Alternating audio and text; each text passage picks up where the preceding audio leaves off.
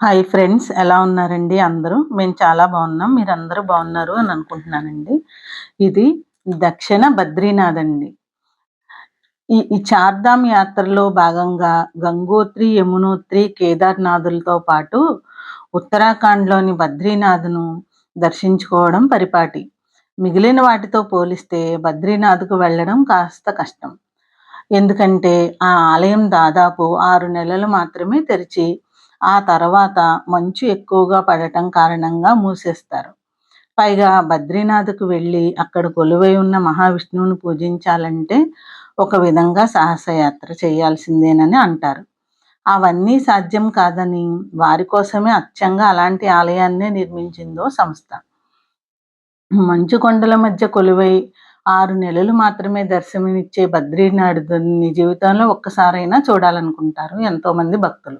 మరి అక్కడికి వెళ్ళలేని వాళ్ళ పరిస్థితి ఏంటని అర్థం చేసుకున్న ఓ సంస్థ అచ్చంగా బద్రీనాథ్‌ని పోలిన ఆలయాన్ని హైదరాబాద్ సమీపంలోని నిర్మించింది.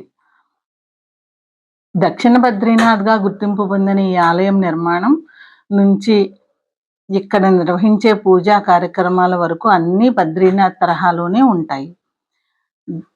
ఈ ఈ ఈ ఆలయం సిద్దిపేటలోని ములుగు మండలం బండమైలారంలో ఏర్పాటైంది. ఉత్తరాఖండ్ వాసులే ఈ ఆలయాన్ని నిర్మించడం విశేషం.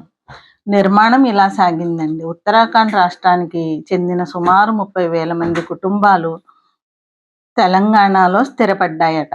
ఆ కుటుంబాల్లో పలువురు ఐఏఎస్, ఐపీఎస్ అధికారులతో పాటు ఐటీ రంగంలో స్థిరపడిన వాళ్ళు ఉన్నారట.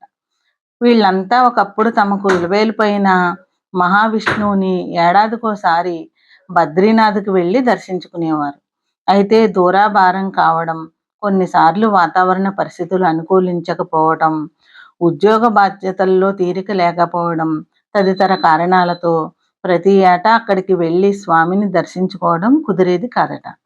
దాంతో తెలంగాణలోని బద్రీనాథ్‌ని పోలిన ఆలయాన్ని నిర్మించేందుకు సిద్ధమవడంతో అంతా కలిసి ఉత్తరాఖండ్ కళ్యాణ్‌కారి పేరుతో ఓ సంస్థని ఏర్పాటు చేశారు. ఆ సంస్థ ద్వారా విరాళాలను సేకరించి సుమారు 12 ఏళ్ల క్రితం ములుగు మండలంలోని బండమైలారంలో కొంత స్థలాన్ని కొనుగోలు చేసి 2018లో ఆలయ నిర్మాణాన్ని ప్రారంభించారు. ఆ ఆలయం ఈ సంవత్సరం జూన్లో ప్రారంభం కావడంతో ఇప్పుడు ఇక్కడికి వచ్చే భక్తులు బద్రీనాథ్ క్షేత్రాన్ని చూసిన ఆనందాన్ని పొందుతున్నారు. ఏడాది మొత్తం తెరిచేలా ఉత్తరాదిలోని బద్రీనాథ్ ఆలయం సుమారు 6 నెలలు మాత్రమే తెరిచి ఉంటుంది. కానీ ఈ ఆలయం ఏడాది మొత్తం భక్తులకు అందుబాటులో ఉంటుంది. సాక్షాత్తు బద్రీనాథ్ ఆలయానికి ప్రతిరూపంగా వెలసిన ఈ పుణ్యక్షేత్రంలో ఏర్పాటు చేసిన అఖండ జ్యోతిని బద్రీనాథ్ ఆలయం నుంచే తీసుకొచ్చారు. కళ్యాణ్‌కారి సంస్థ సభ్యులు, అలాగే ఇక్కడ కొలువు తీరిన మహావిష్ణువు, మహాలక్ష్మి, కేదారేశ్వర్, మహాగణపతి, హనుమాన్, నవగ్రహాలు తదితర విగ్రహాలన్నీ బద్రీనాథ్ ఆలయం నుంచే వచ్చాయి. ఇక్కడ పూజలు నిర్వహించే వేద పండితులు సైతం బద్రీనాథ్ నుంచి రావడం విశేషం. ఈ ఆలయ ప్రాంగణంలో నిర్మించిన ఉప ఆలయాల్లో గణపతిని, శివపార్వతుల్ని కూడా దర్శించుకోవచ్చు భక్తులు.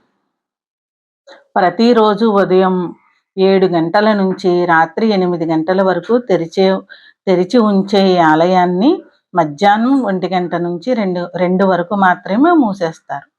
ఎలా చేరుకోవచ్చు? ఈ ఆలయం సిద్దిపేట జిల్లా ములుగు మండలం బండమైలారంలో ఉంటుంది. హైదరాబాద్ నుంచి వచ్చే భక్తులు మేడ్చల్ మీదుగా ఆలయానికి చేరుకోవచ్చు. అదే సిద్దిపేట, యాదాద్రి, భువనగిరి జిల్లాల నుంచి వచ్చే భక్తులు రాజీవ్ గాంధీ హైవే మీదుగా ఆలయానికి రావచ్చు.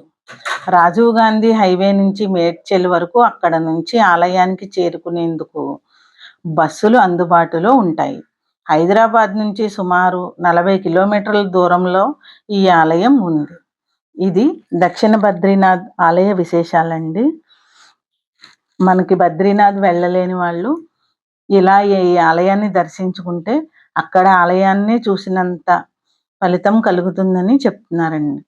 ఇలాంటి మంచి కంటెంట్ కోసం మా గీతాంజలి ఛానల్ని తప్పకుండా సబ్స్క్రైబ్ చేసుకోండి. మీ ఫ్రెండ్స్కి, ఫ్యామిలీ మెంబర్స్కి షేర్ చేయండి.